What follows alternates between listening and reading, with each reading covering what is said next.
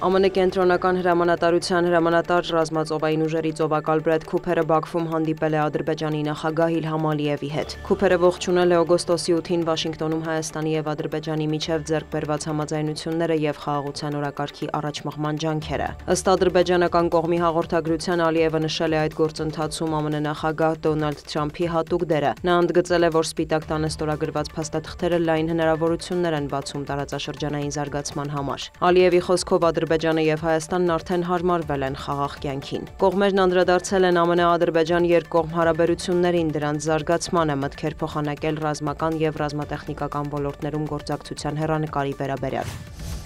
Վրաստանում խուզարկություններ են անցկացվել նախկին վարչապետ Իրակլի Ղարիբաշվիլու, պետական անվտանգության ծառայության նախկին տնօրեն Գրիգոր Լիլուլաշվիլու եւ նախկին գլխավոր դատախազ Օթար Պարցխալաձեի տներում։ Գլխավոր դատախազության տվյալով խուզարկվել են նաեւ նախկին պաշտոնյաների հետ կապված 8 անձանց տներ քրեական տարբեր հետաքննությունների շրջանակում։ Առգրավվել են էլեկտրոնային սարքեր, փաստաթղթեր, թանկարժեք իրեր եւ մեծ գումարներ։ Ըստ պետական անվտանգության ծառայության կոռուպցիայի դեմ պայքարի գործակալության քննչական գործողություններին մասնակցել է իրավապահ մարմինների շուրջ 230 աշխատակից։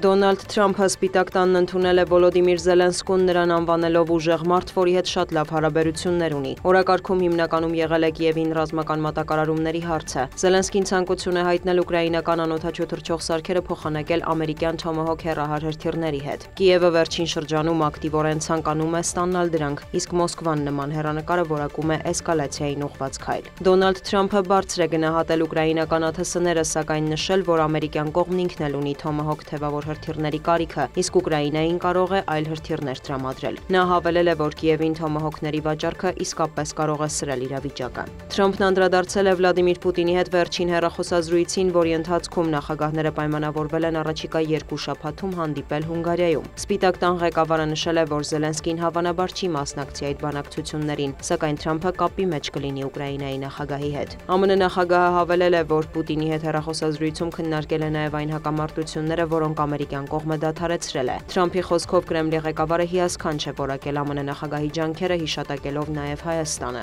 Շարունակելով ռուս-ուկրաինական հակամարտության թեման, Թրամփը համոզմունք է հայտնել, որ թե Պուտինը, թե Զելենսկին ցանկանում են դադարեցնել պատերազմը։ Ժամանակն է դա անել, պնդել է նա։ Լրագրողների հետ զրուցել է նաև Վոլոդիմիր Զելենսկին, հարցին ինչ զիջումների է պատրաստ գնալ Կիևը եւ արդյոք կհրաժարվի ՆԱՏՕ-ին անդամակցության հեռանկարից, Ուկրաինայի նախագահը պատասխանել է. այժմ ամենակարևորը հրադադարի հասնելն է։ Մենք խաղաղություն ենք ուզում, իսկ Պուտինը ոչ, մենք պատրաստ ենք ցանկացած ձևաչափով բանակցությունների, շեշտել է Զելենսկին։ Եվրատլանտյան ինտեգրման մասին Ուկրաինայի նախագահն ընդգծել է Կիևի համար շատ ավելի կարևոր են անվտանգության հուսալի երաշխիքները։ Զելենսկին հավելել է, որ այժմ ամենադժվարը տարածքների հարցն է։ Ուկրաինայի եւ Միացյալ Նահանգների նախագահները համակարծիք են եղել, որ ռուսական եւ ուկրաինական ուժերը պետք է կանգ առնեն ներկայիս շփման գծով։ Հաղորդվում է, որ Թրամփի հետ հանդիպումից հետո Վոլոդիմիր Զելենսկին զանգահարել է եվրոպացի գործընկերներին։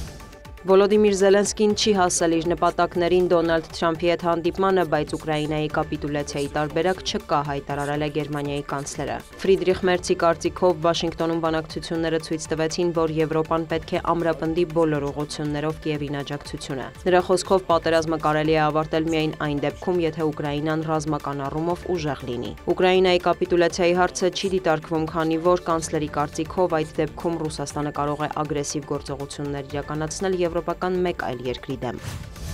Համասը Կարմիր խաչին է փոխանցել եւս մեկ մահացած իսրայելցի պատանդի աճյունը, այն արդեն տեղափոխվել է Իսրայել նույնականացման։ Հոկտեմբերի 13-ից Գազայում հրադադար հայտարարվելուց ի վեր Պաղեստինյան շարժումը դեռ վերադարձրել է զոհված 28 պատանդից 9-ի մարմինները։ Համասը մեկնաբանել է մեղադրանքները, որ շարժումը դեռևս Իսրայելին չի փոխանցել հոկտեմբերի 7-ին գերեվարված պատանդների բոլոր աճյունները։ Ըստ շարժման գործընթացը ձգձգվում է, քանի որ բարդ է կարճ ժամանակահատվածում գտնել բոլոր մնացորդները։ Մարմինների մի մասը թաղված է Իսրայելի ռմբակոծությունների հետևանքով ավերված թունելների եւ շենքերի փլատակներում։ Նրանց փոխանցումն ուշանում է, քանի որ Իսրայելը թույլ չի տալիս Գազա փրկարարական սարքավորումներ տեղափոխել, ասված է շարժման հայտարարության մեջ։ Ավելի վաղ ԱՄՆ նախագահը նախազգուշացրել էր, եթե Համասը չվերադարձնի գերիների մարմինները, ինքը թույլ կտա Իսրայելի վարչապետին վերսկսել ռազմական գործողությունները։ Միևնույն ժամանակ Համասն Իսրայելին է մեղադրում հրադադարը խախտելու համար, հայտնի է զոհերի մասին։ Ցահալը պնդում է, որ զինվորականները նախազգուշացումից հետո կրակ են բացել համաձայնեցված դեղին գիծը հատած մեքենայի ուղղությամբ։